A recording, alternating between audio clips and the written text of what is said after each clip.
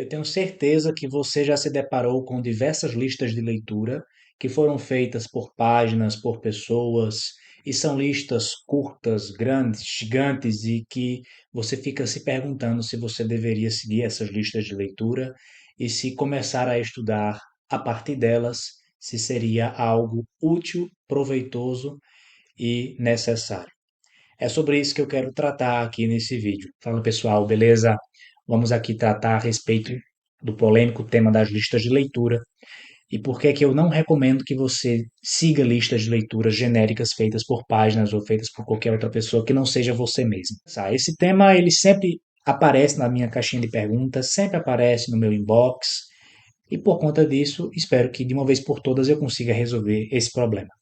Quais são os critérios que devem nortear a criação de uma lista de leituras?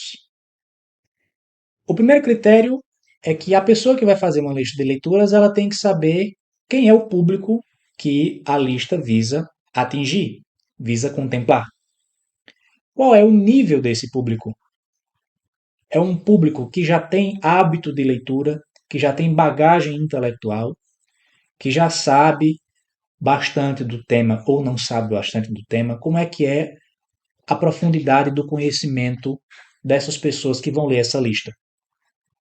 Aqui vocês já percebem o grande problema dessas páginas que fazem listas genéricas.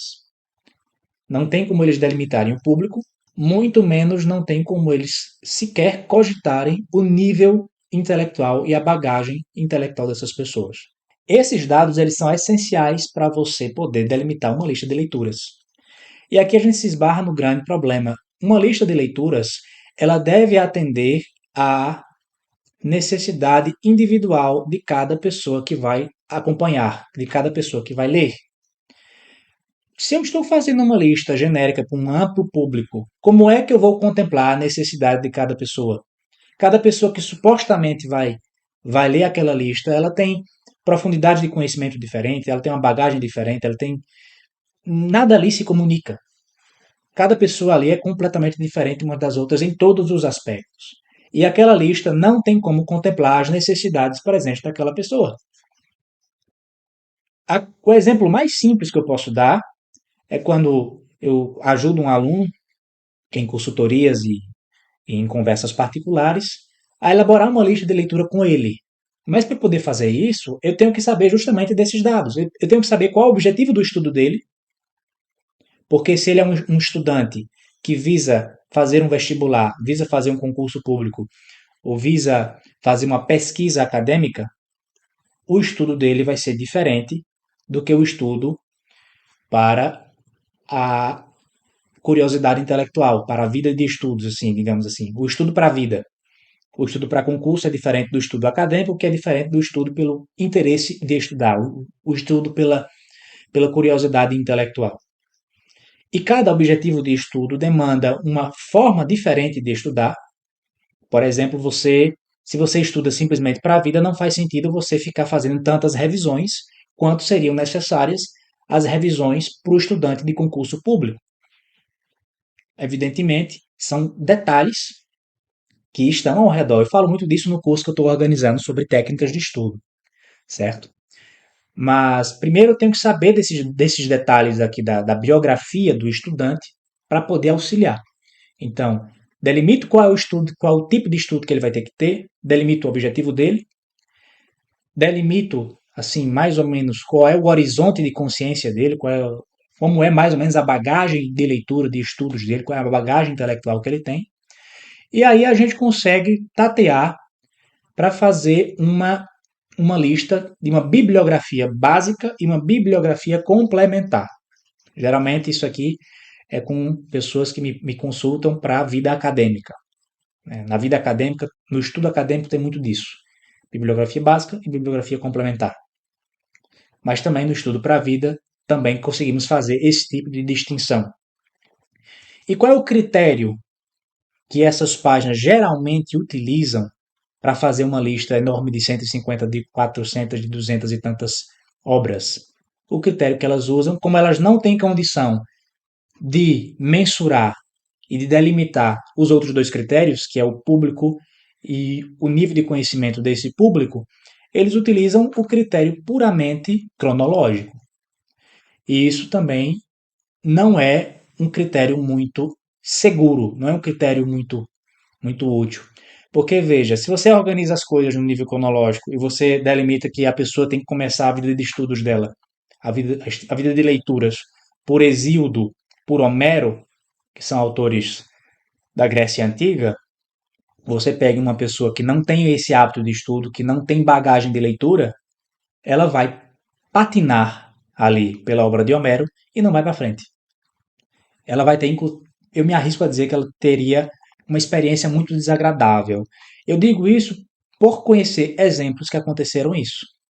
Rapazes de 14, de 15, de 16 anos me procuraram para pedir ajuda e comentaram que estavam tentando seguir uma lista de uma determinada página.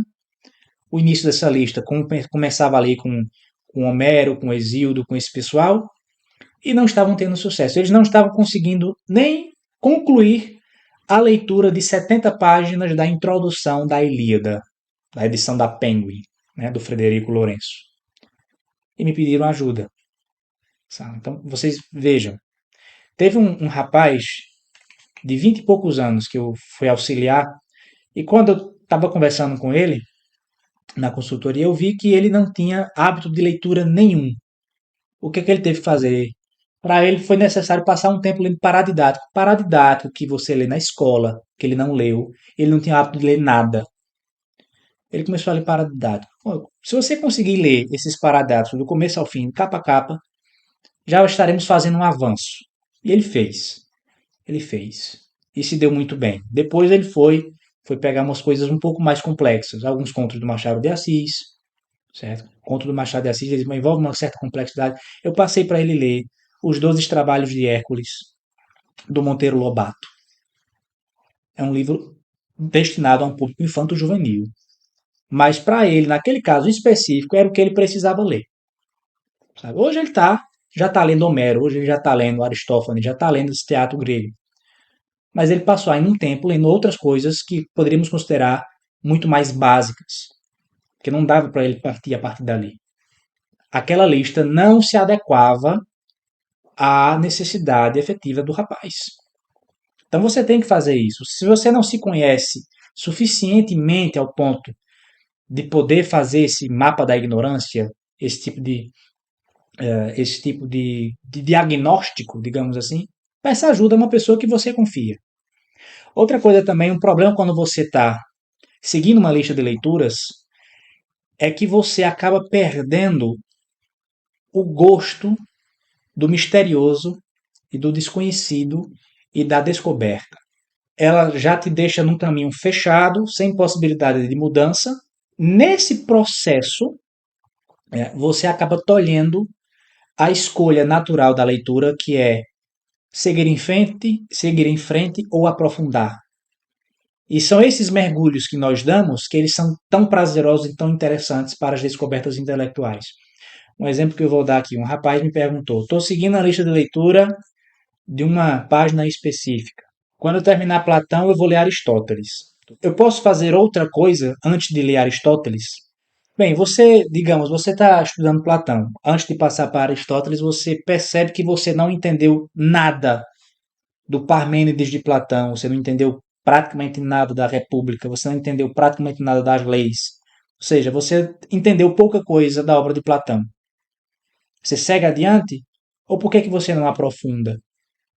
Por que que você não relê certas obras? Por que que você não vai procurar comentadores? Por que que você não procura uma bibliografia complementar? A bibliografia básica, digamos, são as obras de Platão. A bibliografia complementar seria a obra de comentadores. Por que que você não faz isso? Bem, se você está preso a uma lista de leituras que ela é arbitrária e ela não contempla a tua necessidade, porque aí nesse momento você já se deparou com uma necessidade efetiva. Qual é a necessidade? Eu preciso entender Platão para seguir em diante. Só que eu preciso aprofundar. E esse é um ponto que, se você estiver preso a uma lista feita por uma pessoa que não te conhece e que não sabe da tua necessidade efetiva, você vai se prejudicar. Não siga listas de leituras. Não siga lista de leitura. Monte você próprio a sua lista de leitura. Ok? Eu fico à disposição para auxiliar com qualquer coisa. Me procure no Instagram, pode mandar mensagem para mim. Se você quiser fazer uma consultoria comigo, eu também tenho disponibilidade na agenda, só ver o dia e a data, que posso tentar lhe ajudar. Se esse vídeo aqui ele te auxiliou de alguma maneira, eu peço que você deixe um like, faça algum comentário aqui se você já passou por esse problema, se você já tentou seguir uma lista de leitura que alguém fez e não foi você, e você se deu bem ou você não se deu bem nessa situação, tá? Se inscreva aqui no canal para a gente poder trazer mais conteúdo e continuar aqui trazendo algo que seja relevante para a vida de vocês, tá bom, pessoal? Eu preciso desse feedback. Até a próxima e a gente se vê.